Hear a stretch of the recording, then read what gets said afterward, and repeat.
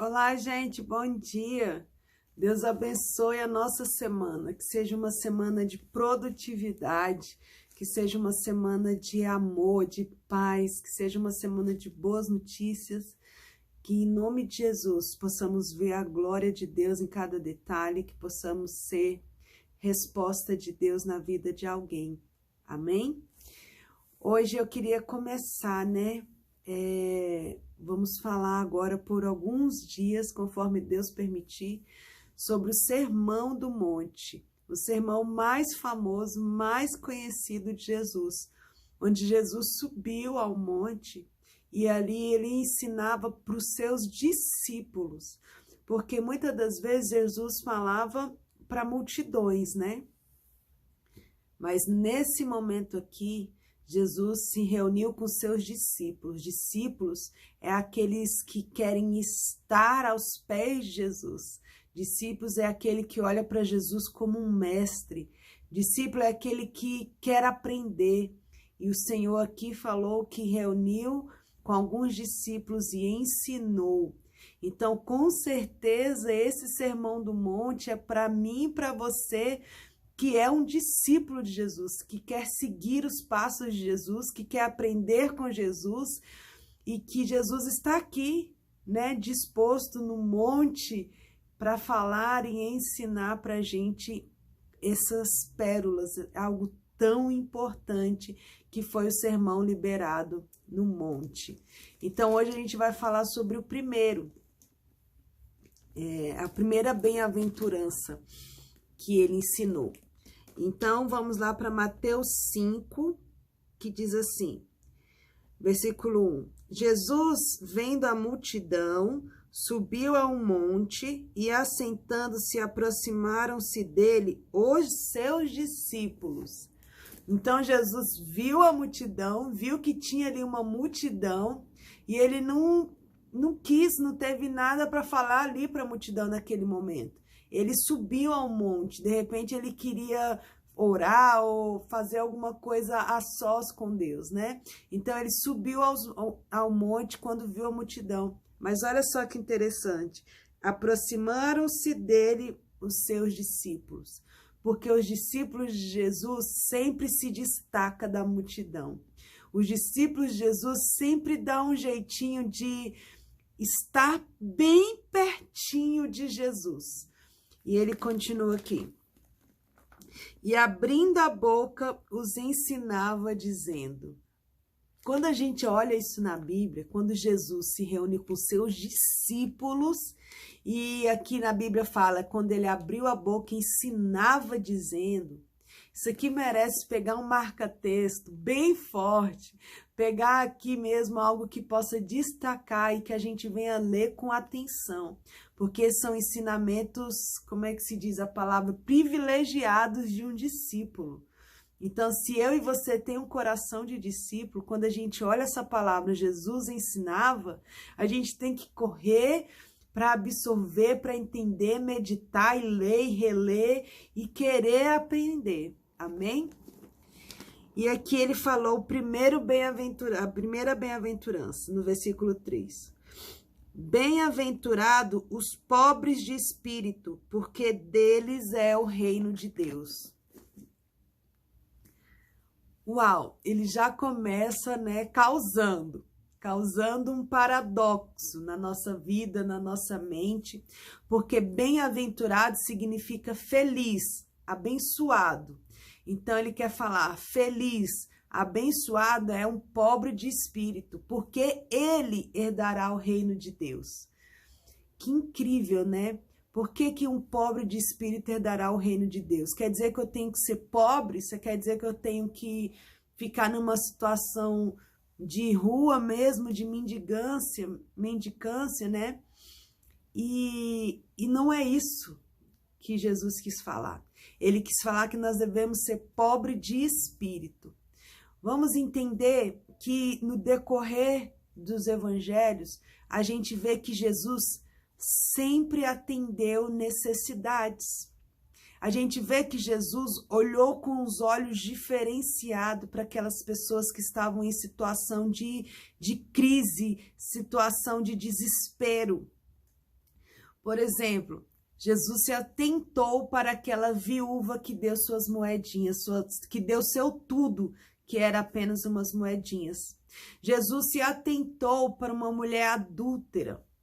Jesus foi na casa e salvou a casa de Zaqueu, de um homem que roubava, né, um ladrão corrupto.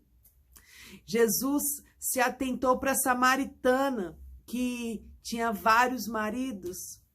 Jesus ia tocar, ia curar os leprosos, os enfermos, os doentes. Jesus sempre estava observando aqueles que tinham uma necessidade, que tinha falta de algo. Aquele homem, né, no tanque de Betesda, ele tinha falta de saúde, tinha falta de amigos que o lançassem naquele rio, naquele tanque. Então aqui ele quer mostrar para nós que bem-aventurado o pobre de espírito, porque todos aqueles que têm essa pobreza se tornam pessoas desesperadas por Jesus. E Jesus vê o coração desesperado por ele. Quando você tem tudo, quando você não tem falta de nada, o seu Salvador não tem valor, porque não te falta nada. Então aqui a gente começa a entender a nobreza de ser pobre de espírito. Quando uma pessoa não consegue se dobrar ao Senhor em oração, sabe aquelas pessoas que só conseguem orar em pé e só oram em pé, de mão para cima, de cabeça para cima, e ali é um ato religioso, né, da pessoa, está naquela posição sempre de oração.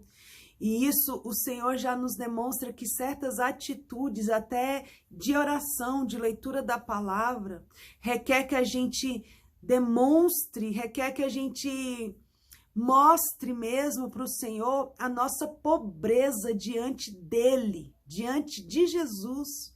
Porque quando uma pessoa é pobre de espírito, ela se joga aos pés de Jesus, porque só uma pessoa pobre de espírito consegue se render ao Senhor com humildade. Porque quando uma pessoa não consegue mesmo se jogar no chão, quando uma pessoa não consegue clamar ao Senhor, né, com o rosto no pó, como a gente fala, é porque essa pessoa não tem pobreza de espírito. Consegue entender? Uma pessoa pobre sempre está esperando algo. Uma pessoa pobre valoriza e consegue agradecer pelo pouco que tem. Uma pessoa pobre se alegra quando recebe algo de alguém. Uma pessoa pobre sempre está na situação de humildade. Sempre está na situação de cooperar e não de competir. Uma pessoa pobre é desesperada por ajuda. Uma pessoa pobre olha para as pessoas como buscando algo nelas. Uma pessoa pobre não confia em si mesmo. Uma pessoa pobre tem a noção de dependência. Eu dependo, eu preciso de alguém. E esse alguém é Jesus. Então que a gente tenha esse espírito, pobreza de espírito, pobre de espírito. Que a gente venha entender essa diferença. Sabe por que Jesus fala na Bíblia que nós devemos ser como criança? Porque uma criança sempre tem falta de alguma coisa. Uma criança passa o dia inteiro gritando: mãe, mãe, onde está isso? Mãe, eu tô com fome. Mãe, cadê minha roupa? Mãe, me ajuda aqui na tarefa. Mãe, mãe, mãe. E toda hora uma criança tá gritando pela mãe. Ela nem tenta fazer sozinha, porque ela depende, ela necessita, né, da mãe ou do pai. Ela quer estar perto da mãe ou do pai. Ela se acha dependente, necessitada. E isso é ser pobre de espírito. É você passar o dia inteiro gritando por Jesus. Jesus, me ajuda aqui. Como é que eu faço isso? Espírito Santo, me fala aqui. Como é que eu resolvo isso? Consegue entender o que é ser pobre de espírito? Olha só o que o salmista, o que Davi escreveu. Quem era Davi? Davi era rei. Davi era rico, Davi era rei. Davi tinha mulher, Davi tinha palácio, Davi tinha honra, Davi tinha tudo, não tinha tudo praticamente? Mas olha só o que Davi escreveu no Salmo 40, versículo 17. Eu sou pobre e necessitado, mas o Senhor cuida de mim. Tu és o meu auxílio e o meu libertador. Não te detenhas, ó meu Deus. Uau! Por isso que Davi era um homem segundo o coração de Deus, porque ele era pobre de espírito. Ele declara que eu sou necessitado de Deus. Eu preciso do Senhor. E nós devemos nos colocar nessa posição de necessitados, de desesperados por Jesus, porque quem é pobre de espírito herdará o reino de Deus. Nós devemos nos inclinar ao Senhor, porque na nossa pobreza a gente fala para Ele, quando você identifica essa pobreza, você está falando, Senhor, eu necessito do Senhor. Quando você identifica a sua falta, você está dizendo, Pai, eu preciso de você. Então, quando a gente se coloca como pobre de espírito, a gente dá valor ao nosso Salvador. Que essa palavra possa estar aí te remoendo, que você possa ficar desesperado por entender mais sobre isso, que possa abrir uma caixinha aí de vontade de aprender mais sobre isso, porque se Jesus ensinou que os pobres de espírito são bem-aventurados e herdarão o reino de Deus, porque isso faz sentido. E nós precisamos nos atentar a isso. Que haja humildade verdadeira, que você se coloque mesmo como, sabe aquela... Consegue imaginar aquela imagem das pessoas na rua, dos pobres na rua? A gente que faz esse trabalho de rua é o que mais a gente vê. A pessoa tá ali na situação, né, de humildade ali, levanta só a mão, às vezes não quer nem olhar no seu rosto, porque se sente tão pequeno, tão pobre. E é dessa forma que nós devemos nos achegar a Jesus, nos sentindo mesmo pequenos, nos sentindo necessitados dele, estendendo a nossa mão para que ele segure, para que ele mande a provisão, porque é ele que manda a provisão, é ele que nos levanta, é ele que nos sustenta, que a gente venha nos posicionar como pobres de espírito e entender que sem ele nada somos, que sem ele nada podemos, que sem ele nada temos, sejamos desesperados, necessitados por Jesus. Amém? Deus abençoe a nossa vida, Deus nos dê sabedoria e discernimento para entender essa bem-aventurança e que isso faça diferença no seu caminhar com Jesus. Fiquem na paz.